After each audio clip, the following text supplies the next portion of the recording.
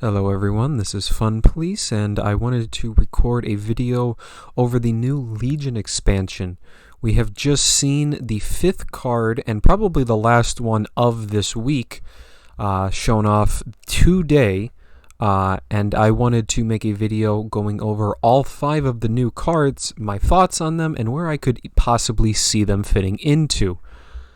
So without further ado, let's just quickly jump into it. The first card we're going to talk about is the M3 Grant. It is a British common card. It is a tank that costs 4 credits, operates for 2 credits, and is a 2/5, and then it has guard and deployment, gets +2/+2 if your HQ has 25 or more defense. This card is a very interesting one.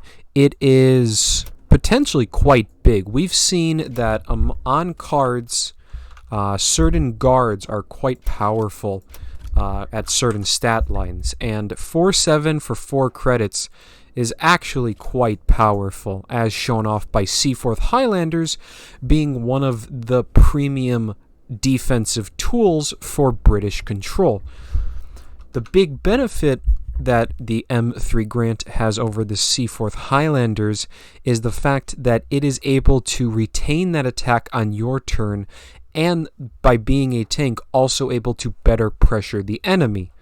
However, I think that the requirement to be at 25 health is actually more of a requirement than it seems. It's quite clear that Britain has a lot of healing in it, so it's not unreasonable for the M3 Grant to get activated, but aggro is often trying to keep you much lower on health than that.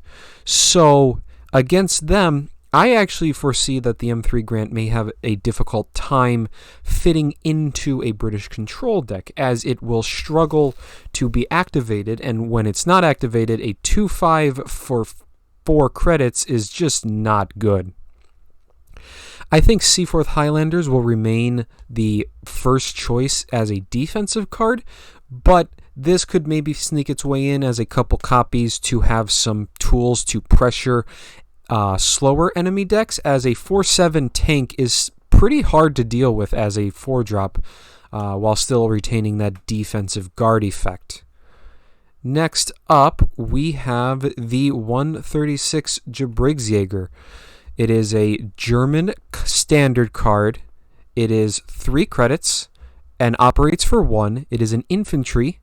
It has 4 attack, 3 health, and has the keyword Alpine on it. So this one, I think, has one of the most clear-cut homes for it. We have seen that Alpine really is meant to just synergize with itself, and I believe that this will be a natural inclusion within that deck. Currently, Germany only has the 141 Gebrigsjager as an Alpine unit, but Italy also has its entire collection of them. Before, you're only able to run the 12 Alpine units from Italy alongside the 141 Gebrigsjager. This meant you had about 14 Alpine units in your deck. Technically, you could count upwards of 16 if you counted encirclement, which is commonly run in the deck. However, it was a bit inconsistent, and if you were behind, encirclement really suffered. But the 136 is super consistent and just adds another 4 copies. This means that you're going up to at least 18, if not 20 units that have the Alpine trait, depending on if you count encirclement or not. I think this gives the 136 Gebrigsjager a lot of power, and really could potentially make Alpine a consistent aggressive strategy. The deck has only largely suffered from the fact that it doesn't always have a perfect lineup of Alpine units. So I think this is an obvious inclusion in the Alpine deck, and I'm very interested to see if this card is enough to boost it to a competitive level. I think it's at least very close. Moving on from that, we have the US card now, the SB2C Helldiver. It is a 2-credit bomber that operates for 2 credits. It is a 2/2. And then it has the text, when you gain an extra credit slot, add a copy of this card unit to your hand. So this is obviously meant to work in some sort of ramp deck. Those decks are the main ones that are gaining those extra credit slots and would benefit or would be able to easily make it work in those decks. The most obvious cards that come to mind are War Machine, as it's a very cheap way to gain an extra credit slot, or War Bonds, which is also a very commonly ran ramp card. But we also have Carrier Cover and even Overcast, although I don't think this one will see much play and hasn't currently. I think the Helldiver is a very interesting card, as for the most part, US Ramp has relied on very large cards such as B-17, the Avenger, Seaborne Invasion, the B-17F, and just many, many other cards. And those are all usually 2-for-1 big threats, often removing something or having blitz or, getting high value but being concentrated in a large body. This is not going to be the case with the Helldiver, who is trading out raw stats in favor of potentially being a board flood. It is very interesting. I don't think it is that strong of a card. That 2 operation cost is quite expensive for the 2/2 you get. However, this is a very unique card in that maybe you could see some ramp decks use it as a different form of pressure, as most players probably won't be expecting a board flood or such a powerful board flood from a ramp deck, and instead would spend their board clears and whatnot to try to just remove your B-17s and whatnot. So a follow-up with a massive duplication of Helldivers in the late game maybe could be something that is interesting. We'll have to see, and we'll have to see if Ramp is getting any more tools, because if Ramp is getting like more big units or anything like that, I think the Helldiver will struggle, as Ramp is already very contested in deck slots.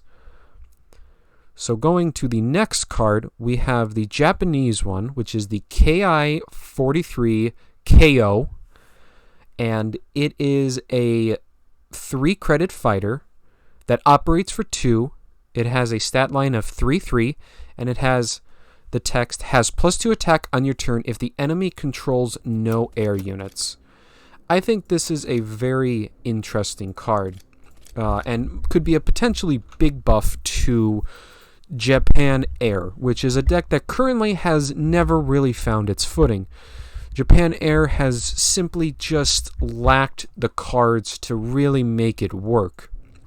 If you look at the collection of cards, there's just not a lot to really tie it together. You have a card like the A6M20, which is a very solid card in its own right, but being 5 credits, it's quite expensive as trying to be the crutch of a deck. Even looking at the bombers, there's just not a whole lot. And overall, just seeing a semi-cheap but relatively effective fighter could be a massive boost to it.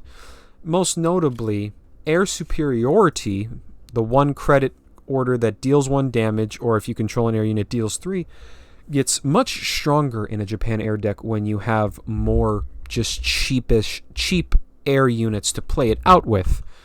And this also works quite well with a card like Burst of Fire, which allows you to give the KI-43 KO Fury and additional attack. This could potentially be, upwards of 6, 7, this could be easily 10 plus damage if the enemy is unable to remove your KO before, it goes off, or can't put their own air units out. I also think that the KI-43 benefits greatly from, or could benefit greatly by being in an aggro deck.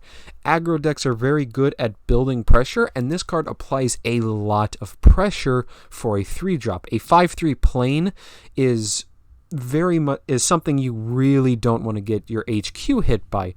But if the Japanese player is able to apply have a good turn 1 and turn 2, this could make the KO an excellent follow-up that really forces the enemy to be in a lose-lose situation, where if they spend their turn killing it, then the other units they played are going to continue attacking, or if they remove the other units, then the KO is going to attack and deal just maybe even more damage. It does have some competition, and the Japanese aggro 3-drop slot is a bit contested right now.